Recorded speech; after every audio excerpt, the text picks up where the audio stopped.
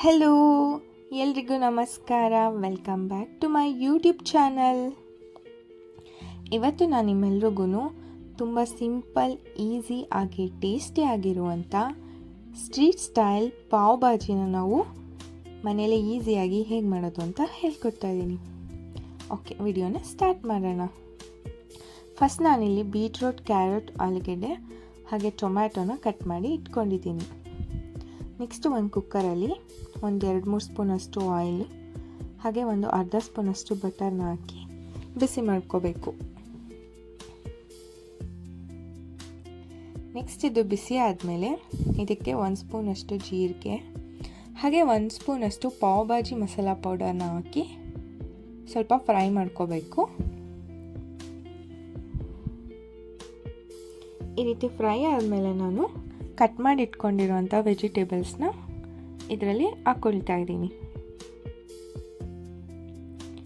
ನಾನಿಲ್ಲಿ ಅರ್ಧ ಬೀಟ್ರೂಟ್ ಹಾಗೆ 2 ಕ್ಯಾರೆಟ್ ಹಾಗೆ ದಪ್ಪ ಸೈಜ್ ಟೊಮ್ಯಾಟೊ ಆದರೆ 3 ಟೊಮ್ಯಾಟೊ ತೊಗೊಳ್ಳಿ, ಸ್ಮಾಲ್ ಸೈಜ್ ಆದರೆ 4 ಟೊಮ್ಯಾಟೊ ಹಾಗೆ ಒಂದು 2-3 ಆಲೂಗೆಡ್ಡೆನ ಕಟ್ ಮಾಡಿ ಹಾಕ್ಕೊಂಡಿದ್ದೀನಿ.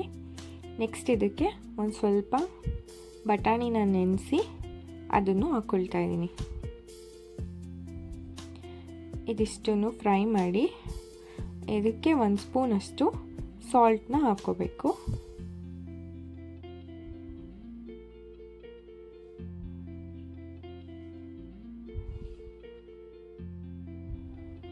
ಹೀಗೆ ಎಲ್ಲ ಚೆನ್ನಾಗಿ ಒಂದು 5 ಮಿನಿಟ್ಸ್ ಅಷ್ಟು ಫ್ರೈ ಆದಮೇಲೆ ಇದಕ್ಕೆ ಸ್ವಲ್ಪ ನೀರನ್ನು ಹಾಕಿ ಕುಕ್ಕರ್ ಕ್ಲೋಸ್ ಮಾಡಿ ಒಂದು 4-5 ವಿಷಲ್ನ ಬರ್ಸ್ಕೋಬೇಕು. ನೆಕ್ಸ್ಟು ಇದು ಕೂಲ್ ಆಗೋ ಅಷ್ಟರಲ್ಲಿ ಒಂದು ಮಸಾಲಾನ ರೆಡಿ ಮಾಡ್ಕೋಬೇಕು. ಅದಕ್ಕೆ ನಾನಿಲ್ಲಿ ಒಂದು ಪ್ಯಾನಲ್ಲಿ 1 ಸ್ಪೂನಷ್ಟು ಬಟರ್ ಹಾಗೆ ಒಂದು 2-3 ಸ್ಪೂನಷ್ಟು ಆಯಿಲ್ ಹಾಕಿ ಬಿಸಿ ಮಾಡಿಕೊಂಡು ಅದಕ್ಕೆ ಸಣ್ಣದಾಗಿ ಕಟ್ ಮಾಡಿ ಇಟ್ಕೊಂಡಿರುವಂಥ 2 ಈರುಳ್ಳಿನ ಹಾಕಿ ಚೆನ್ನಾಗಿ ಫ್ರೈ ಮಾಡ್ಕೊಳ್ತಾ ಇದ್ದೀನಿ.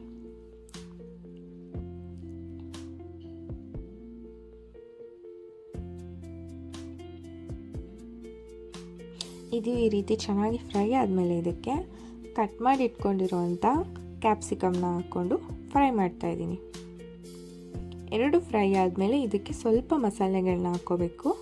ಅದರಲ್ಲಿ ಫಸ್ಟು ನಾನು ಒಂದು ಅರ್ಧ ಸ್ಪೂನಷ್ಟು ಅರಿಶಿನ ಪುಡಿನ ಹಾಕ್ಕೊಂಡಿದ್ದೀನಿ. ನೆಕ್ಸ್ಟು 1 ಸ್ಪೂನ್ ಇಲ್ಲ 1.5 ಸ್ಪೂನಷ್ಟು ರೆಡ್ ಚಿಲ್ಲಿ ಪೌಡರ್ ಹಾಗೆ ಒಂದು ಅರ್ಧ ಸ್ಪೂನಷ್ಟು ಗರಂ ಮಸಾಲಾನ ಹಾಕಿ ಚೆನ್ನಾಗಿ ಫ್ರೈ ಮಾಡ್ಕೋಬೇಕು.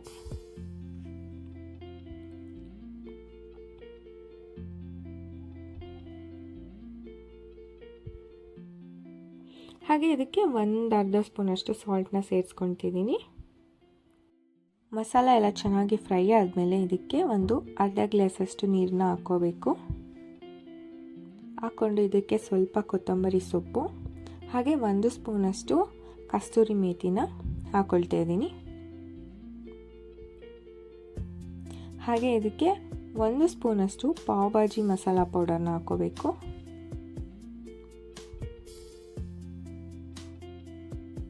ಇದೆಲ್ಲ ಒಟ್ಟಾಗಿ ಚೆನ್ನಾಗಿ ಫ್ರೈ ಆದಮೇಲೆ ನಾವು ಮೊದಲೇ ಬೇಯಿಸಿಟ್ಕೊಂಡಿರುವಂಥ ವೆಜಿಟೇಬಲ್ಸ್ನ ಇದಕ್ಕೆ ಸೇರಿಸ್ಕೊಳ್ತಾ ಇದ್ದೀನಿ.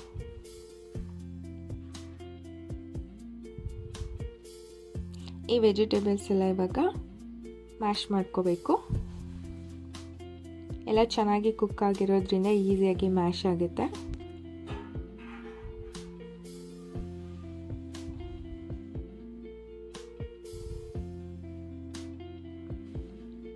ಈ ರೀತಿ ಆದಮೇಲೆ ಇದಕ್ಕೆ ನಾವು ಇನ್ನೂ ಸ್ವಲ್ಪ ಸಾಲ್ಟ್ ಏನಾದರೂ ಬೇಕಿದ್ರೆ ಸೇರಿಸ್ಕೊಳ್ಬೋದು.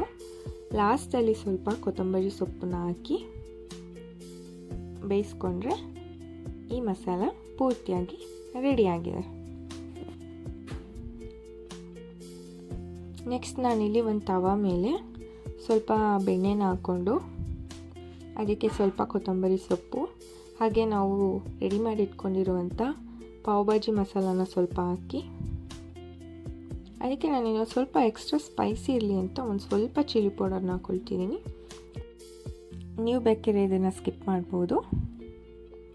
ಓಕೆ, ಇದನ್ನು ಇವಾಗ ಈ ರೀತಿ ಬಟರಲ್ಲಿ ಸ್ವಲ್ಪ ಫ್ರೈ ಮಾಡ್ಕೊಂಡ್ಮೇಲೆ ನಾನು ಪಾವ್ ಭಾಜಿ ಬನ್ನ ತಗೊಂಡು ಈ ಪಾವ್ ಬನ್ನ ಈ ರೀತಿ ಕಟ್ ಮಾಡಿಕೊಂಡು ಈ ಮಸಾಲದಲ್ಲಿ ಹೀಗೆ ಫ್ರೈ ಮಾಡ್ತಾಯಿದ್ದೀನಿ.